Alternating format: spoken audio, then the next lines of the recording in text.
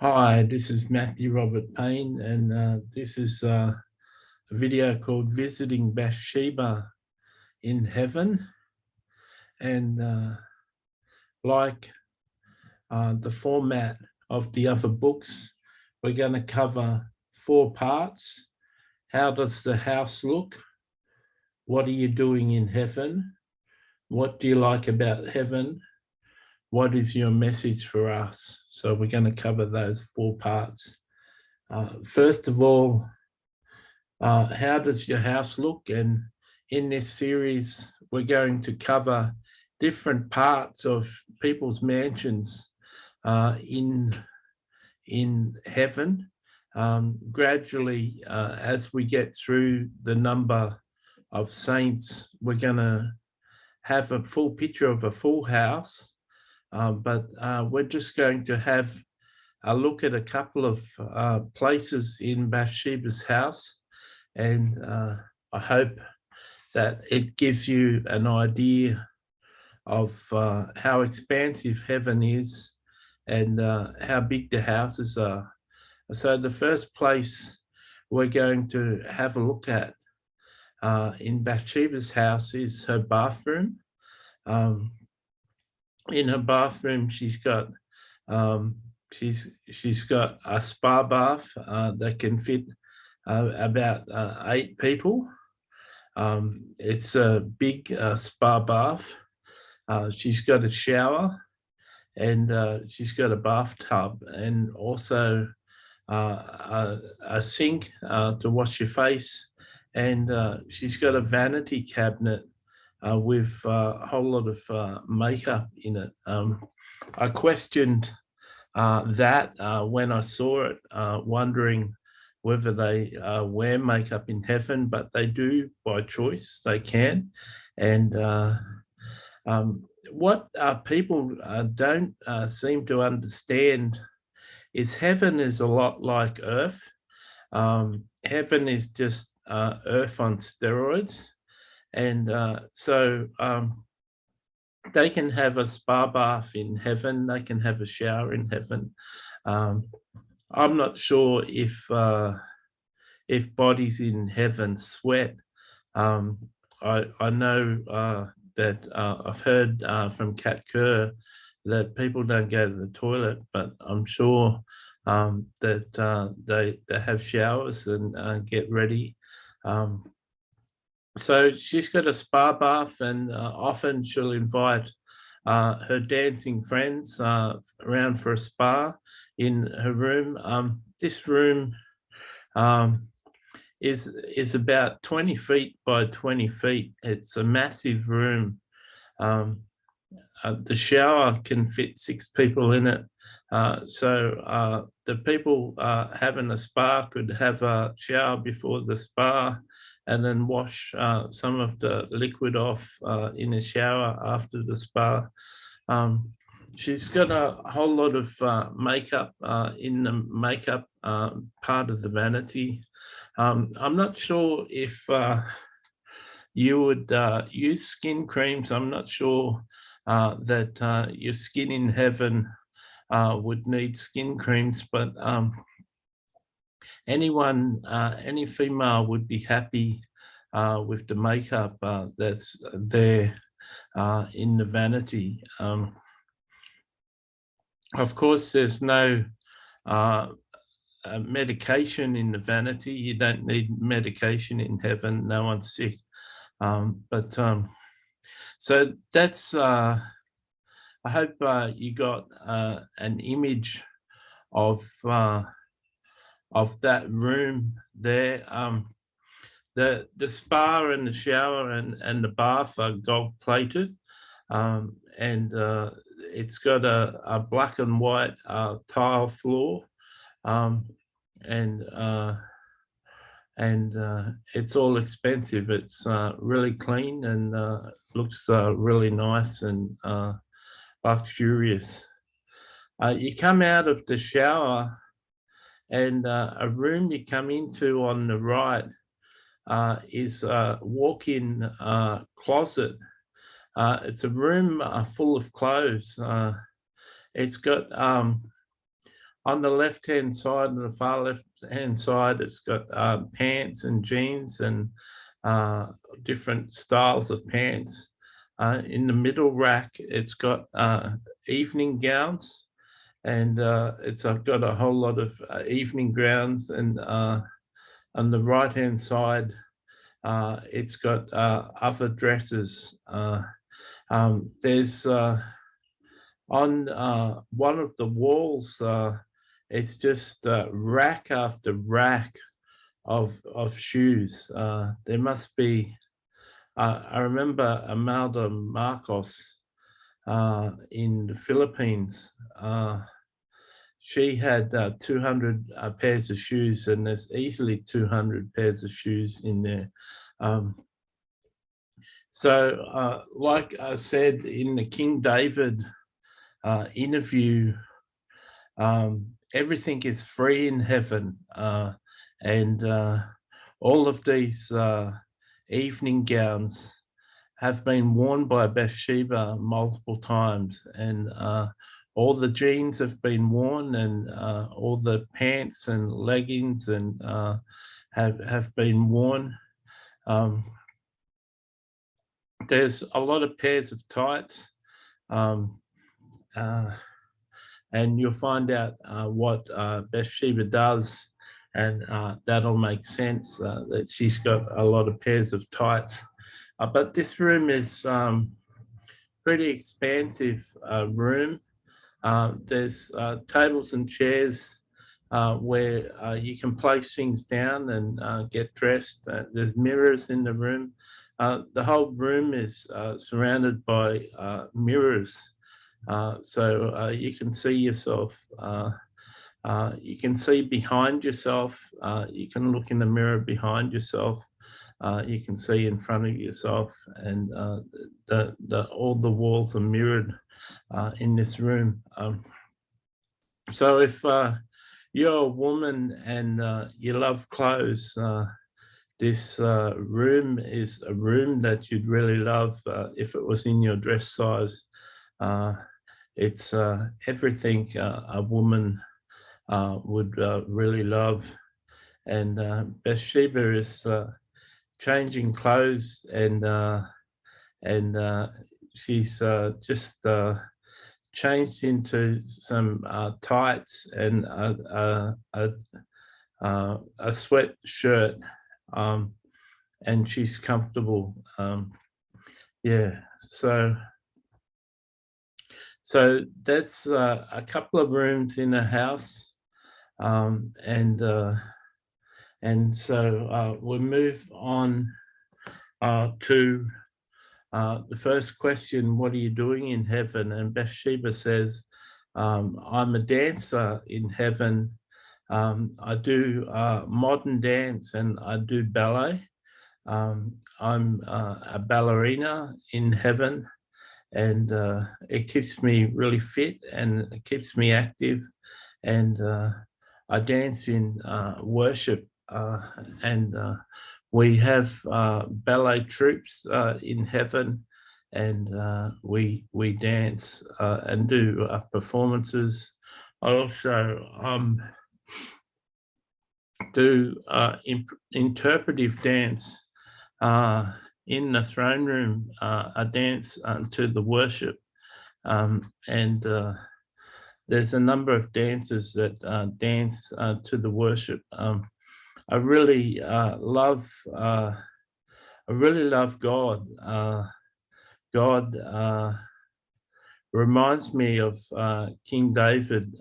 When I was married to King David, King David's still a good friend of mine, and I love performing in the throne room, and worshiping to worship music. There's different bands that play in the throne room, and as you heard from David, there's plenty of musicians in heaven. One thing David didn't tell you is that as the musicians win the top 5 songs in heaven, on one day in heaven, the top 5 musical artists that win perform their songs in the throne room. Number 5 plays first, and number 4 plays second, third, second, and first. And the person who gets second and first, Jesus does a duet with them. So I'm often doing interpretive dance to those songs in the throne room on those days. David has been exalted to a place of leadership in heaven, and I'm very proud of David. He was my husband, and because he's in leadership, and I helped him get there in Israel, I've been given authority in heaven, and this is one of the reasons why I dance in the throne room so often. I really admire dancing. It's a passion of mine, and I'm fortunate I've got the figure for it, and there's good training in heaven. I wasn't so much a dancer on earth, but I always admired dancing, and I do it in heaven, and it's really good, and I really enjoy it. I also study a lot in heaven. I've got a great relationship with God and Jesus and the Holy Spirit, and I like to study, and I'm very hungry for the things of the Lord, very hungry to learn, and I got a Bible study that I meet with a few dancers, and we take it in turns to lead the Bible study, and so some of the things I learn, I teach. So what do you like about heaven? I like the most thing I like, David likes his food, like he said. The thing I like the most in heaven is the fellowship. The fellowship with ordinary people, people who didn't really do a lot on earth for the Lord. They were just an ordinary Christian who loved the Lord and didn't serve in leadership in the church or do anything extraordinary Christian acts, but were just regular Christian people. I like to mix with those people. I love to mix with former Jews, people who become Messianic Jews, and I like to love on Jewish people. I love teaching young students. David is a teacher, and I've become a dance instructor and a teacher, and I like to instruct the youth. But most of all, I love the fellowship. I love the fellowship with the other dancers. I love the fellowship with ordinary Christians. I love meeting and interacting with fans. I do performances where I'm the lead ballerina, and we have a lot of fans, and I like to interact with the fans and sign autographs, and there are autographs in heaven. You may think that heaven is different to earth, but people hold people in high esteem in heaven, and people really value an autograph. I wish I could write ballets. I wish I had the skill to choreograph a ballet. I'm not a choreographer. I wish I had the skill to write a ballet, but there's plenty of people that do that. There's plenty of ballets in heaven that aren't on earth. There's plenty of popular ballets in heaven that haven't been performed on earth. If you're a lover of ballet, you're a lover of modern dance, you'll never be bored in heaven. There'll always be a show. You could go to a new show every night of the week and never be bored. So I love going out for dinner with David and the other dancers and regular people. I love sharing a meal. Sharing a meal is such an intimate thing, and I often do it in groups where we sit and tables together. I'm not really a great teacher of the Word of God. That's why I do Bible studies, and the people are happy with what I bring to the table, and I study for the week before it's my turn to bring a Bible study. But there's a lot better gifted teachers. David is a really gifted teacher of the Word, and he said in his section of the book, he said that he teaches the Psalms, Proverbs, and Ecclesiastics, but he also has a go at some of the New Testament books too. But he's not strong in them, but he does bring an interesting perspective because he's such a worshipper. He's got such a heart for God. God the Father is a wonderful God to serve.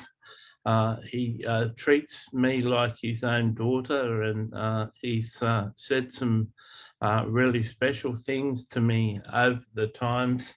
I'm really I'm lost when I worship in the throne room. It's just takes me on a level of glory, a level of ecstasy. Just worshipping the Father in the throne room is so enjoyable. Sometimes I do modern dance, interpretive dance. Sometimes I do ballet in the throne room, but there's never a lack of ballets and dances to be part of, and there's never a lack of audiences. So for a dancer, it's amazing, and you don't get injured, you don't have injury. Your bodies stay at about 30 years of age, so you're fit enough to dance forever. And I've been dancing for over 1,000 years, and you become very good over time. And yet, because there's so many ballets and so many dances being written and choreographed, you never get bored. You could do a new ballet every week and never be bored.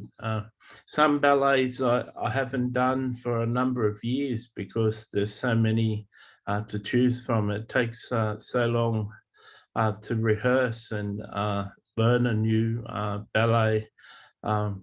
So it's very interesting, and everything I do is worship for the Lord, and I love God so much, and he's truly pleased with me, and I enjoy that. there's a verse that Jesus said saying there's no marriage in heaven. People aren't given in marriage in heaven, but you can understand that I was David's wife, one of a few wives that he had, and me and David are closer than I'm closer to David than any other male in heaven, and me and David are really intimate friends, and so you'll be pleased to hear that. So what's your message for us? If I could share with you one thing, taking what David said further, be yourself. I don't mind if you have to enter therapy. Maybe you need to read books, but find yourself, learn who you are. Myers-Briggs have got an analysis called the Myers-Briggs analysis. When you read that temperament analysis, it'll tell you that you're one of 16 temperaments. Read the book Please Understand Me by David Kersley. Learn who you are and embrace who you are. When you find your purpose in life, when you find out who you are and what you're gifted in, it truly is liberating. I danced a little bit on earth, but it was something of a passion that was birthed in me as I watched the dancing in heaven when I arrived in heaven. And I watched the dancing, and I quickly felt a burning in my spirit, like a yearning to dance. And of course, there's many teachers and instructors in heaven, and you've got all the time in the world to learn something. So I learned to dance, and I found out that I've got the heart of a dancer, and I became truly me. I became Bathsheba the dancer, rather than just Bathsheba, David's wife. And I was truly liberated and set free. Not that there's any bondage in heaven, but I was truly liberated, finding myself. So I really encourage you to do a Myers-Briggs analysis, test on yourself, find out what your giftings are, what you're born to do, and then make every effort, make an effort to do what you're born to do. Matthew was born to write, and born to make videos, and born to prophesy, and he does all those things, and it keeps him motivated and happy. You need to find your purpose and live out that purpose, and be happy doing what you're meant to do. I'm very happy to talk to you. It's been a real privilege to talk to you. There's many things that you can learn. There's many things that you can learn in heaven. Sometimes what you really want to do isn't possible for you on earth. You may want to become a chef on earth, and you may be stuck in a job that you need to do to provide for your family, and you can't afford to leave the job and start on an apprentice wage. But you may have really wanted to be a chef on earth and be a cook. In heaven, you'll get to be a chef. And so don't give up on your dreams. If you've got things that you want to do, if you can't get to do them on earth, you'll get an opportunity to do them in heaven. Some of you want to write a book, and it seems impossible to write a book and publish a book, and it all seems insurmountable. There's books on how to write and self-publish a book, and there's some really informative books that Matthew has read in the past as one of his favorite books to read, books on how to write and publish. But some of you want to write a book and you never get over that jump, that steeplechase jump to write a book. You never get over that barrier. But you'll get to write a book in heaven. Matthew's father has written 2 books in heaven so far. He's only passed away 2 years ago, and so he's written 2 books. So make sure to find out who you are, and start to live who you are. Be happy in your own skin. That's one thing that you need to do, is learn who you are and be happy with who you are. So many people aren't happy with who they are. So many people want changes. Matthew's obese, and yet he's happy. He's happy with what he looks like, and he's happy with his lot in life, and he's on medications that if he wasn't taking his medications for his heart and his diabetes, he'd die. But fortunately, there's medications. But Matthew's very contented, and you want to enter therapy or find a way to find yourself and be contented, because the world is looking at you. The world is looking at you as a Christian, and they're looking for joy and contentment and happiness. And there's no use living a lie. There's no use living unfulfilled. God's got a purpose for you and a future, and he wants you to live that purpose. He wants you to live in your destiny and live your purpose. And I encourage you to seek after what you're here for. Matthew's got a book called Finding Your Purpose in Christ. That's a good book to start with. That's a good book to read. And when you find your purpose, go and live your purpose. And most of all, become happy with your gifts and happy with what you are, and start to exercise your gift and put them to practice. So I hope you enjoyed what I had to say.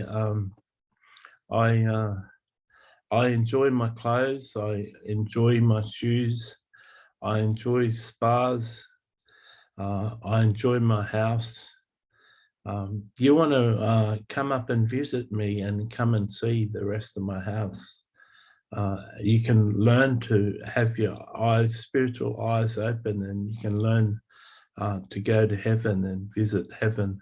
And I hope as you read through this book, you'll see different parts of people's houses and realize that houses in heaven are quite big. God bless you and keep you, and I look forward to your feedback and your comments on Amazon reviews. God bless.